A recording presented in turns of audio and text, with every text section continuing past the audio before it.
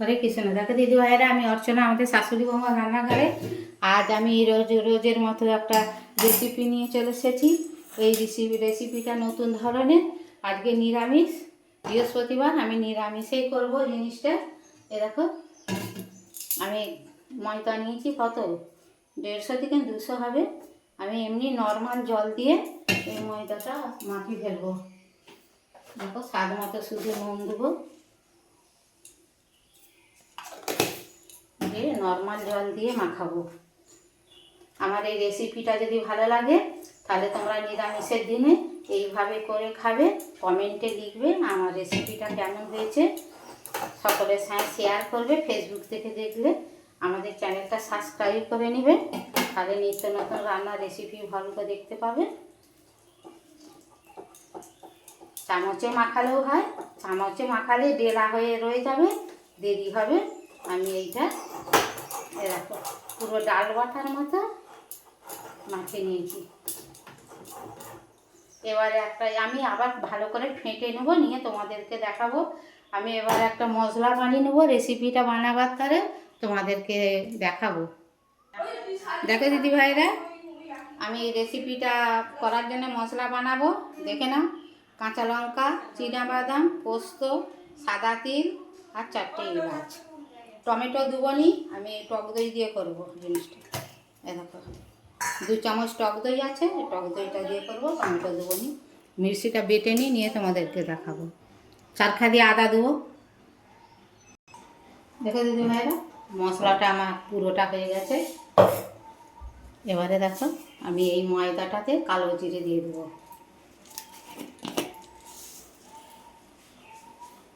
দুটো জোয়ান দিয়ে দেবো। জোয়ান আর কালো জিরে এইটা মুখে পড়লে খেতে খুবই সুন্দর লাগবে।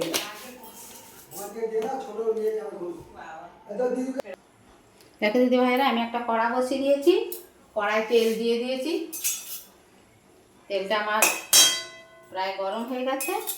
এবারে একটা শুকনো লঙ্কা দিয়ে দেবো, 2টো এলাচ দিয়ে দেবো, 2টো কালা জিরে দিয়ে দেবো।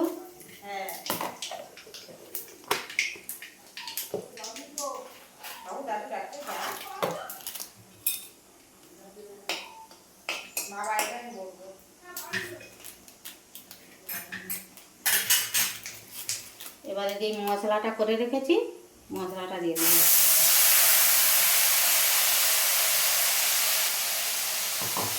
এই তেলেতে আমি কালারের জন্যে লাল লঙ্কার গুঁড়ো দিয়ে দেবো।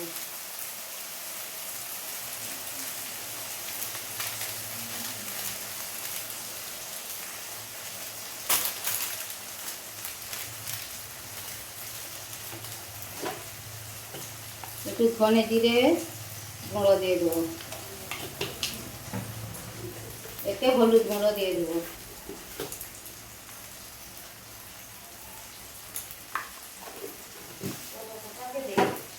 একটু নুন দিয়ে দেবো।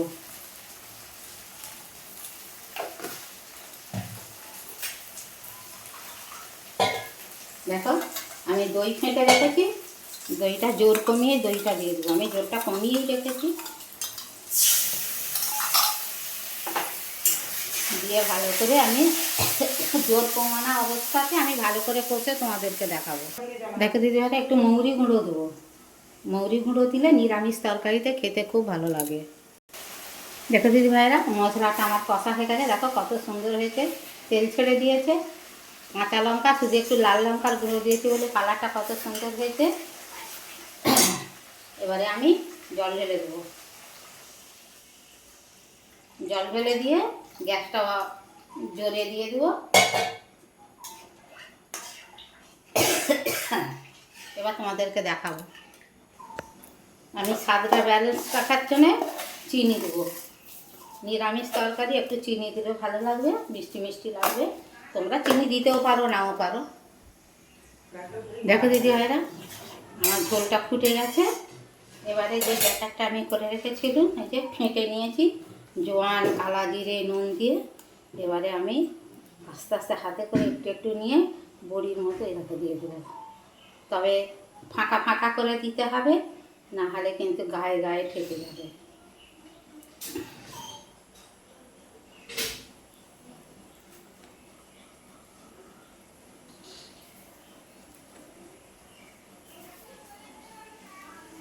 দেখো যে হয়ে যাচ্ছে, সে ভেসে উঠে পড়ছে। তোমাদেরকে আবার পরে দেখাবো। দেখো দিদি ভাইয়েরা, আমার সবগুলো দেওয়া হয়ে গেছে। দেখো কত সুন্দর ফুলে উঠছে। দেখো সব ভেসে উঠেছে। এবার খানিকটা ফুটলে আবার তোমাদেরকে দেখাবো।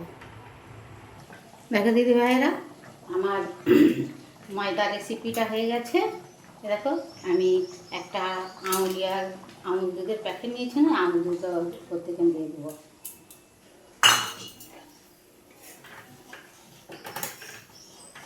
আমার পুরোটাই হয়ে গেছে। দেখো কত সুন্দর হয়েছে, গোটা গোটা, একটাও ভাঙেনি, একটাও বসে যায়নি। আমি ভিডিওটা প্রথম থেকে শেষ পর্যন্ত দেখেছি।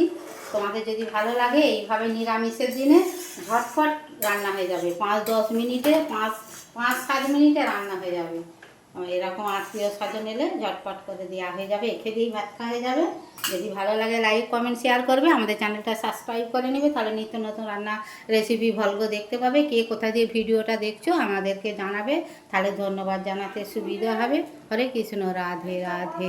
সবাই ভালো থাকো, সুস্থ থাকো।